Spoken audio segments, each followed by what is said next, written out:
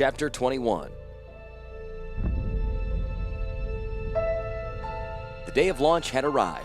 A great crowd filled the Talarian glade. Student and scholar, elf and artifact engine, Viashino and goblin, angel and human. Half of them were refugees from Sarah's realm. They pinned all their hopes on the rescue force at the center of the glade. The other half of the crowd had worked for years to assemble that force. Now the work was done. All that remained was to wait and watch. The crowd pressed inward, just out of reach of the war-barded drakes, but as close as they could get to the great skyship. Aboard the vessel, Master of Engines, Karn, made his rounds in preparation for launch. He peered down into the open hatch. Artifact creatures clustered in the hold, shoulder to shoulder. 200 runners, 12 pumas, 200 scorpions, and 100 modified Yoshin warriors. These creatures formed the planetary defense meant to guard the refugees as they boarded the ship. The mechanical men shifted in the close quarters, some of them packed so tightly they could not stand. There'd be no room for them on the return trip, Karn knew. They would be left behind to be blasted into nothing, or captured and dissected and melted down. Baron seemed impressed by Urza's willingness to sacrifice the artifact creatures. Speaking of Urza's newfound humanity, Karn felt only saddened by it. Disintegration. He drew the hatch closed over the main hold and turned away. Striding across the narrow deck to the roosts where 300 Falcon engines awaited release, they would perform a new task, providing aerial cover for the fleeing refugees. In addition to this function, they would home in on Phyrexian blood, impaling themselves in any target and shredding the creature from the inside out. They would also fight any foes that threatened the refugees. Just in case the Falcons did not purge the plane, Urza had filled bombards with modified spider capsules which would resonate in the presence of strong white mana sources. He spoke of saving the refugees and cleansing the plane. Of course, Karn thought darkly. Neither the Falcons nor the spiders would be returning either. He moved along the gunwale toward the first bank of fog-cutting lanterns along the bow. They were fitted with focusing lenses and parabolas that rendered their light into powerful beams. In tests, these ray weapons could ignite clothing from 2,000 feet away, could make deadfalls burst into flame, and could etch stone. Their lantern crews were goblins, selected due to their familiarity with the Thran ray technology used in the Crystal Forge. Turd and a pair of gray, stumpy grabbits manned the lantern, Karn checked over. "Everything's in order here, Master," Turd declared with a salute snapped so rapidly that his fingertips left welts on his forehead. Karn only nodded, continuing his inspection of the device. The sighting mechanism is dirty. Eyes widened into saucers on Turd's face. In a gibbering tongue, he upbraided his companions. He stomped on one's foot and twisted the other's ear before returning his attention to Karn. A toothy grin crossed his lips. It's so clean you can see your face in it." The thought shimmering in his eyes grew a bit cloudy. He blinked uncomfortably. Or not. We're not shining right at your face. You're shiny enough. It bounced off anyway. Of course, it didn't kill everybody else. We're not shining at your face. Mazra says angels got shiny faces too. We shoot for whites of eyes. Wait, we not see whites of eyes. Karn left the creature in mid-sentence, following the rail to the glass splitter, an invention of Joyra's. She had been inspired one day by the deadly sprays of molten metal that occurred when water dropped into a blast furnace. The bombards hurled spheres of glass covered energy among enemies. Where the balls burst, melted shrapnel was flung outward. Her design was finished and presented to Urza before she had fully thought through the lethal consequences. Before she would allow the devices to be built, she made Urza promise they would be used only against dire and deserving foes. She got her wish, and command of the flying ship. Even now, Joyra crouched in the prow beside the ship's final ranged weapon, an acid atomizer. The device used an unstable energy field to disperse a caustic spray among foes. Karn approached her. Is the atomizer in working order, Captain? Karn asked. Joyra startled. She stared at Karn, blinking stupidly for a moment before shaking the visions from her eyes. Sorry, I was just mentally preparing for the coming battle. What were you saying? The acid atomizer, Captain, Karn repeated. Is it ready? Joyra nodded, crossing arms over her chest. Yeah, but don't call me captain. Call me Joyra. Just because I've been given command of this vessel and crew doesn't make me a captain. As for the atomizer, the fog from this thing will be as destructive as a blast of the fire drake's breath. They both reflexively cast glances toward Jeradargaz and Ramadargaz, positioned on either side of the long, sleek ship. The fire drakes would provide an aerial defense of the ship and the refugees. The beasts would be planeswalked into Sarah's realm by Urza himself. Just now, Urza was to starboard, tightening saddle straps on the ancient Drake Dam. To port, Baron packed wands and tomes into the saddlebags of the young dragon. Though Joyrud was in charge of the ship, Urza and Baron would direct the entire operation, employing an arsenal of white mana spells from the backs of the fire drakes. Urza even then stood in the Drake's saddle and made a gesture to silence the buzzing crowds. "They will call us invaders," Urza said, his voice amplified by a quick spell from the Mage Master. "They will call us invaders, just as they called their own citizens traitors. They have even called us Phyrexians, so powerful is the web of delusion that traps them. We will not listen to what they call us. We will listen to what history calls us. We will save them, despite themselves." A mild ovation answered these words. "We are not invaders. We are defenders. We are the Alliance of Dominaria. We are human and divine. Viashino and Goblin, we are builders and enchanters. We are the power of the forest and of the sea, of the mountains and of life itself. We have cleansed our own island of Phyrexian hordes, and we will cleanse Sarah's realm as well. But as most of all, we will return and bring with us the rest of her refugees, a new army of allies." A roar of joy began among the humans and angels gathered there. It swept through the ranks of lizard men and goblins, elves and artifact creatures, students and scholars, until the very forests and oceans echoed the shout. As the sound mounted up, Joyra nodded to Karn. "Initiate the startup sequence, Master of Engines." "Aye, Captain," Karn replied. He crossed the narrow deck to reach the bulkhead where stairs descended into the hull of the ship. In moments, he had reached the engine room. Diago Dirv and 3 other red-scaled Viashino came to awkward attention as Karn entered. "Initiate startup sequence," The Silverman ordered. The Viashino snapped salutes and scrambled to their posts. Switches were flipped, levers adjusted, and gyros set into motion. Groans came from the massive engine. A chatter of commands and verifications arose among the lizard men. Karn, meanwhile, moved to the center of the curved console bank beneath an ornate speaking tube that led directly to the bridge. Before him, a pair of deep ports delved into the inner reaches of the engine. Karn inserted his hands into the holes, feeling for the twin bars at their bases. He found them, clasped his hands. When turned, the rods would trigger the engine startup. "Open the superfluid manifold," Karn ordered. He pivoted both handles inward and felt the mechanisms engage and lock. A great warmth was abruptly born within the engine. In moments, it had drowned out the ovation outside. Before Karn could withdraw his arms, bracers emerged from deep within the machine and fastened over his wrists. Small wire probes slid smoothly into the joints in his knuckles. Magnificent surges of energy prickled along his hands.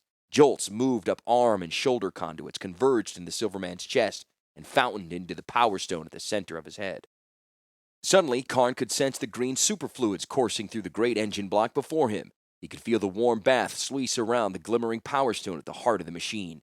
He could see out the fog lanterns of the ship, fore and aft, starboard and port. He could kinesthetically sense the weight and alignment of the ship's hull, its sails, its lines, even its young, strong captain as she stood at the ship's wheel. The airship had become a second body for him. Its engines and controls and defenses were suddenly his own. Integration. To welling cheers, Karn lifted the great skyship into the air. It rose amid the red flapping wings of the fire drakes. It ascended into the bright skies over Talaria, the bright skies of Dominaria.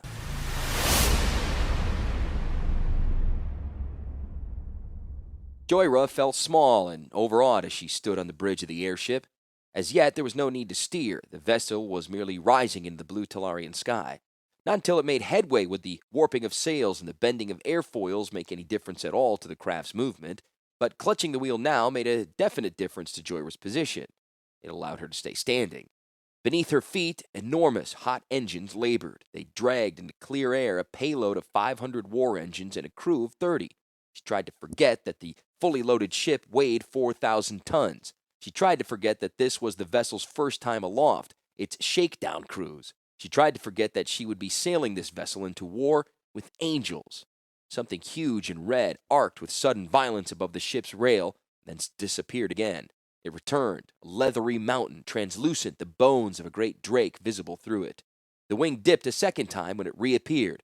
It brought the red-mantled head of Jaradargaz above the rail. A gray snort escaped one craggy nostril as the she-drake pulled herself higher into the sky. Urza, standing in his saddle, lurched into view. He held something in his hand, something that looked like a club but sparkled like a wand. His face was clenched with effort as he drove the Drake toward the prow of the ship. Something is wrong, Jorah thought, clinging to the wheel. Something has come loose, or something that was supposed to come loose hasn't. Dargaz surged toward the bow of the ship. Urza leaned so far in the saddle he appeared in danger of falling.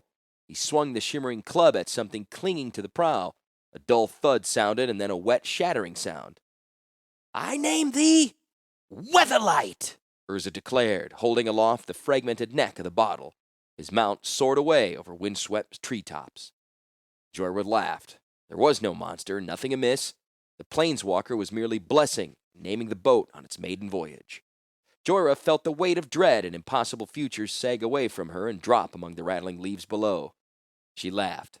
"Full ahead! Follow that Drake!" the first captain of Weatherlight commanded. Dargaz darted out over the forests of Talaria. Ramadargaz slid into her wake. Weatherlight followed them both. Wind coursed over the prow and back to reach Jorah. She drew the fresh air into her lungs and remembered another place she used to stand, at the edge of her world. She remembered an earlier time when young courage filled her heart and she dreamed of a soulmate. The man had never arrived. She had lived a full life without him, and now young courage poured again into her heart. Dargaz was merely a crimson jag on the horizon. Ramadargaz was just behind her. Weatherlight gained on them both. The helm had grown active in Jorah's grip, tugging at her the way an eager horse pulls at the rein. She returned its forceful play, holding the ship against crosswinds. "Trim the sails!" Jorah commanded the human crew. They scampered to cleats and drew on lines. "Reconfigure the port and starboard fans into airfoils." More workers clambered onto the lateral rigs to rework the canvas. With each tug on slack lines and each shift of sail, the ship gained speed. It coursed above the green sea of trees with greater velocity than any waterbound craft. A turgid wake of tossing treetops spread out aft. The wind washing over the deck threatened to blow the lighter crew members overboard. Turd and his diminutive comrades hunkered down beside the rail. Lines throughout the rig hummed into the bluster. The ship's hull creaked as it eased itself into the stresses of its new orientation. Jorah smiled. She had almost caught up to Urza and Baron at the shoreline of Talaria. The Drake riders nudged their steeds to match the ship's speed. Dargaz and Ramadargaz flew wing to wing. Churning storms of air spread in twin cones behind them. Jorah steered the ship past the shore and into the twin gales. Wind lashed brutally across the deck. "Hang on!" Jorah shouted to her crew. "We will slow once we enter Sarah's realm." Until that time, they had to fly in close formation. Urza's plane shift would barely encompass both Drakes, and it could be tracked by Weatherlight's apparatus only if the field effects overlapped. Whitecaps thundered below, and gray cumulus clouds thundered above. The very air seemed to turn solid, tearing at sailcloth and hemp, wooden hull and metal fittings. It clawed also at the captain and her wheel, but now she felt only exhilaration. A bubble of magical might swelled out from Urza. In a heartbeat, it stretched to encompass both Drakes. Already they shimmered, punching into the portal. "Plane shift!" shouted Jorah. Another bubble welled up from the heart of the ship itself. The curtain of magic cracked out, whip-like, and dimmed sea and sky. Blue Dominaria glimmered for one tiny moment more, then it was gone. The roar went with it. Black chaos swept in to displace all. Beyond the ship's rails lay only a churning world of emptiness and the laboring wings of two great Drakes. And then black and blue both were gone. In their place came a vast skyscape of tinged light, sulphuric cloud, and troubled, tumbled chunks of land. "Sarah's realm!" Jorah said into the sudden roar of wind, the edge of Sarah's realm. She reached down to a slot in the deck and drew forth a glass-encased map of the jumbles. The cartography was unmistakably Urza's detailed, turbulent, overworked. It showed 3 landmarked isles. One was pear-shaped, and it tumbled in rapid succession. Another was long and flat like a great stone knife. The third, lying just beneath the descending brow of the sky at the utter edge of Sarah's realm, was the rock called Jabbok. There, on that distant and broken world in a colony called Arizon, waited 1,000 souls. "Start a rapid swing round to starboard on heading 95-328-8. We're heading for Jabbok." Steersmen trimmed into the airfoils, and Karn, below, channeled what remained of the ship's power into the banking descent. "Release spider bombards from the alternate sides every 30 seconds beginning on my mark." The bombard crew scrambled to load their first salvos. Meanwhile, Turd clambered up the ladder to the main deck and grabbed Jorah's sleeve. "They're here already, lady. Lightning bugs!" Jorah peered out along the line of the goblin's gnarled finger. To port, she glimpsed a beautiful and Terrible sight, glimmering in the air like gold dust were the cleansing armies of Radiant. Mark! They've released the first spider bombard. Shouted Baron. He brought Ramadargaz through a sweeping turn to the flank of Urza. Good! Urza called back from atop Jaradargaz. We'll know who we're fighting. He looked to his left, where the cleansing army of Radiant swarmed, their wings making a distant drone in the air. How many do you think there are? Hundreds! Urza called back. Perhaps thousands! We will need every advantage! Urza flung out his hands, drawing to himself the white mana of the many places he had traveled in the realm. He fueled a pair of powerful spells. White lightning crackled out from his fingers and spread across the two drakes, feathering around them in 1,000 leaping lines. Power surged through them. The enchantment made scales seem gossamer feathers, made red mantles seem rainbowed coronas. There was a sudden glorious aspect laid on the beasts. They were transformed into divine figures, terrifying in their beauty and power. With another gathering of white mana magic, Urza cast a scintillating aura around each rider, a whirling circle, what appeared to be snow. This will protect us from white mana spells or creatures, Urza explained. Baron, unfamiliar with the realm, drew on blue magic instead of white. He summoned a pair of Talarian drakes, giant kin of fire drakes. These two dragons had skin as smooth and translucent as reef water. Their wings flashed blue against the yellowing clouds. Their spiky manes, as barbed as tridents, oscillated in the roaring wind. Baron reached into the core of his memory, tapping memories of the forests of Talaria. He thought of Joyra's Angelwood, the western reaches, and the many fast-time subarctic scrub forests, and cast an enchantment on the two creatures. Green scales sprouted across the backs and bellies of the summoned drakes, providing them additional protection against attacks, magical or mundane. Impressive! Shouted Urza over the growing buzz of angel wings approaching. I have a Leviathan up my sleeve if things get really desperate, though summoning it would tax my every reserve. There's no time for more discussion. The approaching army's drone had become a roar. They grew from golden motes into arrows of flame. The angel army of Radiant had arrived. They soared in with the speed of falcons. 20 archangels led the vanguard, each bearing a Magnus sword, broad as an axe but long as a lance. The archangels came in a vertical circle and held their blades inward like a ring of bangs. Behind them, forming a lethal gullet, were hundreds of angel warriors bearing lances. The great Leviathan in its own right, cleansing army of Radiant, opened its toothy maw to swallow the drakes and their riders. I'll meet you on the other side! Urza yelled as he plunged into the hailstorm of white fangs, silver masks, and flashing steel. The other side of what? Baron wondered. The angel thicket closed around him. Magnus sword struck the tip of the fire drake's pale muzzle and sparked along its scaly neck. The enchantments held, repelling steel. Even so, the blades converged, tracing their way toward the rider. Baron yanked hard on the drake's rein. Ramadargaz curved broadside to the speeding angels. His leeward flank arched away from the attack, and his whirlwind flank became an impenetrable wall against which archangels and angels smashed to a bloody wreck. Baron urged Ramadargaz back into his charge. The beast surged his wings, flinging loose a pair of angels who had swarmed up behind him and vaulted deeper into the throat of the attack. He breathed a great gout of fiery breath into the onslaught, and angels fell from the sky like burning pigeons. Ramadargaz plowed into the vacated space. The dragon's side was dotted with blood, most of it angelic, though there were a few long wounds where swords had broken through the enchantments. Instantly, Baron cast a healing spell on the drake, and the gory gashes along his side knitted together with threads of white energy. Another blast of fire emerged from the beast. More angels tumbled in black smoke and melted quill. Silver masks cleaved to screaming faces. Magnus swords fused with skeletons. Distant in the fight, the flames of Jaradargaz carved an equally hellish swath through the swarm of angels. The blue drakes fared less well. Their steam breath killed many, but the press of bodies and the hack of swords ripped the creatures to rags. A bolt of healing radiance leapt from Urza toward the beleaguered Talarian drakes, but another sorcery, cast by an archangel warrior, deflected the spell en route. Baron was beginning his own healing enchantment when an angel choir shrieked down upon him and laid to with swords. Familiar sorcery leapt from his fingertips. The kindled fire arced across the pitching air into the face of an angel warrior, waking flames in her mouth and eyes. He unleashed a second spell of the same kind, drawing additional power from the first. A third conflagration blazed out to strike an archangel, blasting a hole through its armor and out the other side. 3 bodies tumbled away, but 20 more clung to the drake's back and attacked with swords and barbed whips.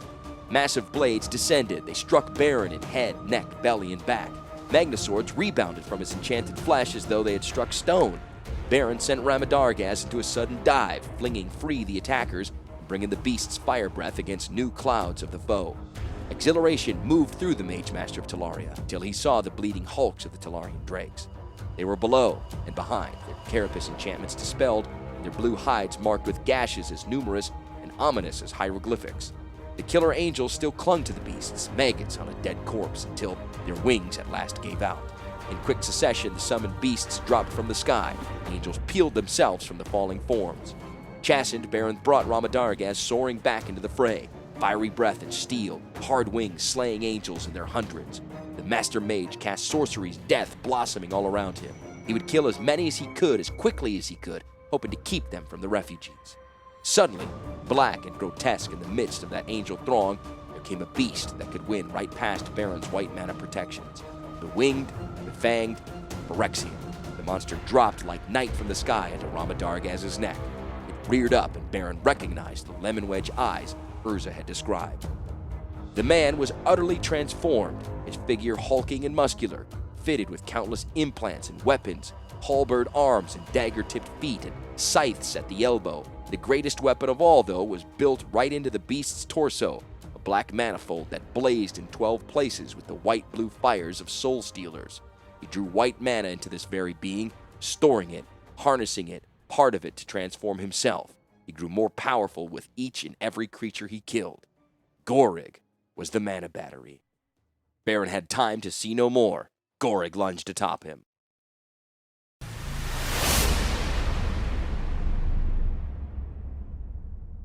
Karn felt Weatherlight's fading power as a torpor in his own frame.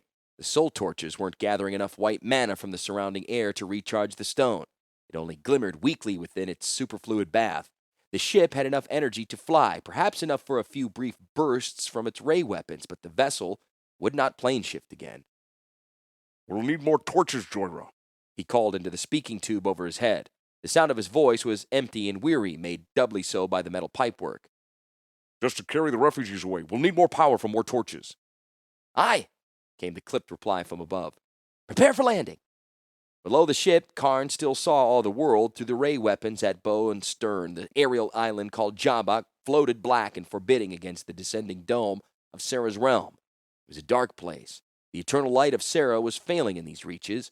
The life-giving air was thin and tainted. The very edge of the plane hovered only a scant mile above the black rock.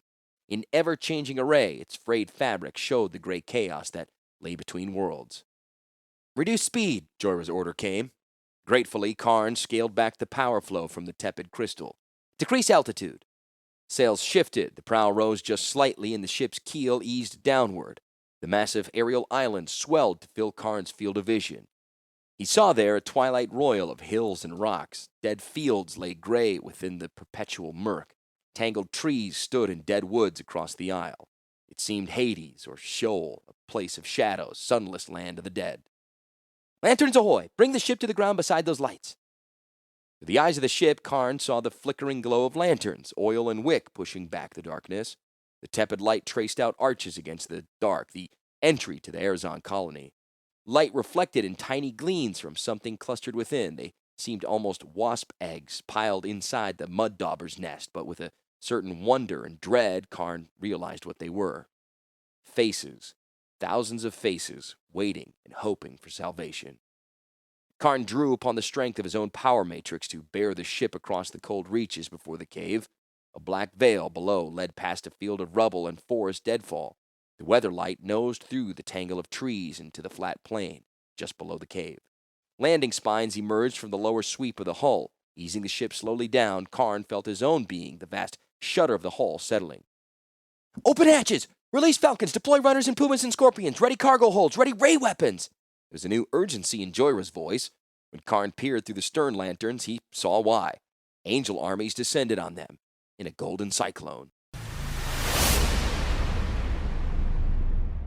Urza stood in Jeradargaz's saddle. The Talarian drakes had plunged out of the battle there, where the swarm was thinnest. They had tumbled away into the gray-blue depths and, some mile below, flashed out of existence entirely. Only a mile below. His plane had shrunk considerably before their arrival, but it was dissipating even more quickly now. Urza drew hard on the reins, sending Jeradargaz into a blistering attack. Angels tumbled from the dragon's blazing onslaught, white and inconsequential like popped maize from a steaming kettle. They, too, dropped away and disappeared in ever nearer edge of the world. With every angel death, the plane was collapsing. The more fiercely the Drakes battled the main army, the less time any of them had. Soon the mana depletion would reach a critical threshold, and then the collapse would take only moments. Any living thing left in the plane would be destroyed. "Hold fire!" Urza commanded the Drake. He reined her in a huge circle. "To Ramadargaz! To Baron!" The dragon entered a shallow dive that would speed her toward her son and his rider. Angels flung themselves in dense clouds about her, but she held back her killing breath. Magnaswords shrieked across her armored hide. Some bit through the enchantments and sliced open long rents. Urza's magic healed them even as they formed, letting not a whisper of air spill from the Drake's wings. Even so, agony won through. Jeradargaz roared, smoke trailing from her jowls. She barely contained the fires that ached to spew forth. She focused her fury instead on the battle ahead, and on Ramadargaz, caught in it.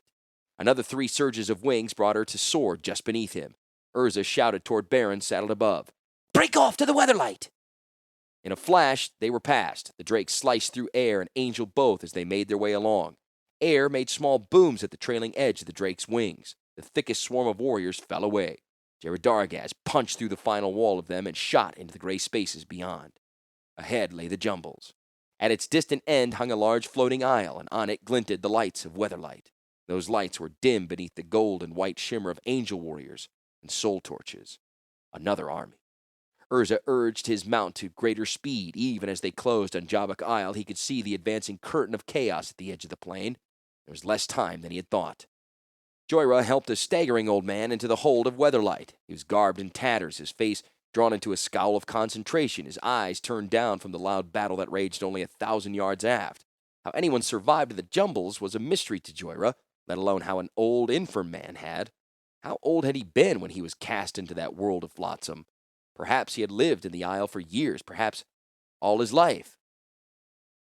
"Quickly, please, grandfather," she urged gently, and moved as far aft as possible." "Is there sunlight where we're going?" the man asked, tottering a moment on the steps. "Yes, sunlight, water, forests, everything," Jorah assured as the man moved forward. She stared across the bow at the snaking column of refugees. There were too many of them. They were too slow, too weak. Beyond their desperate cave colony, the crackling wall of chaos verged nearer and nearer. Soon it would not matter that there were too many of them. Soon the edge of the plain would begin its disintegrating march across the isle.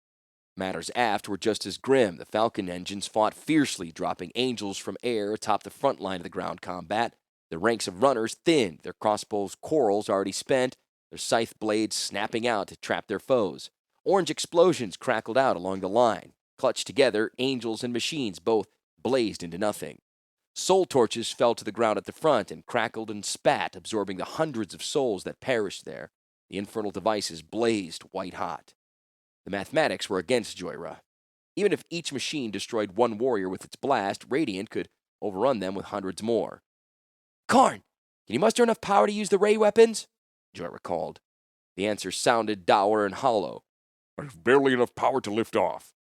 Joyra stared at the infernal line of battle and considered. She had been told, as commander of the ship, she was not to leave it, but if she didn't, it might well not be a ship to leave. It needed to charge the stone, and only a few thousand feet away, power lay sparkling and crackling.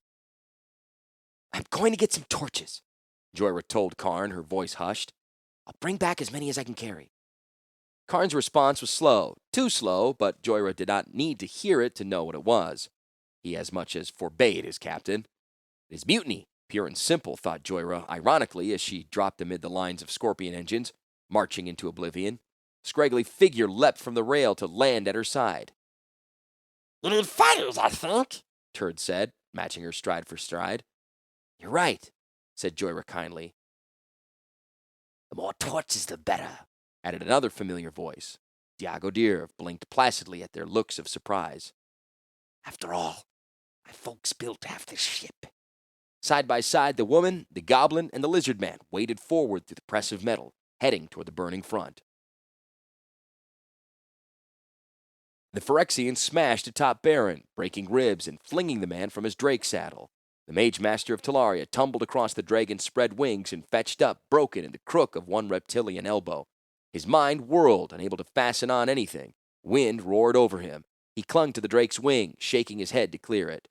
Gored crouched on the saddle, jowls drawn back in a dagger-toothed leer. Long, barbed legs drew up beneath the insectoid creature. The 12 soul-stealing ports along its manifold torso flared in hungry anticipation.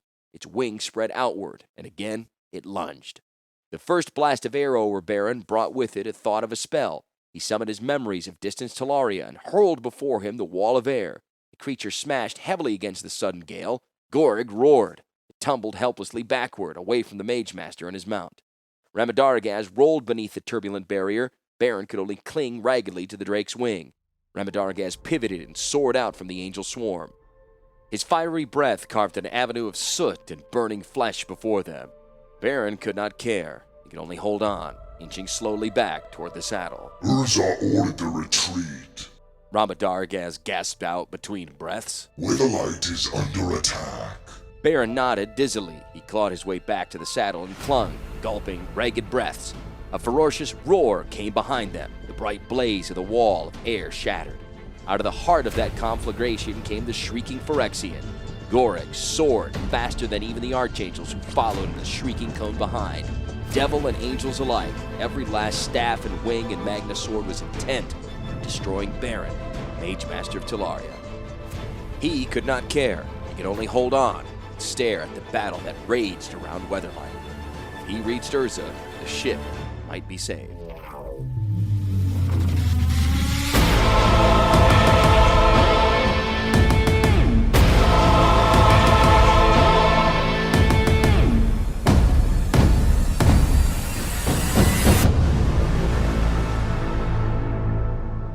Death is not so horrible a thing when one is broken and clinging to the burning back of a fire drake and plunging through a heaven that seems in all ways hell.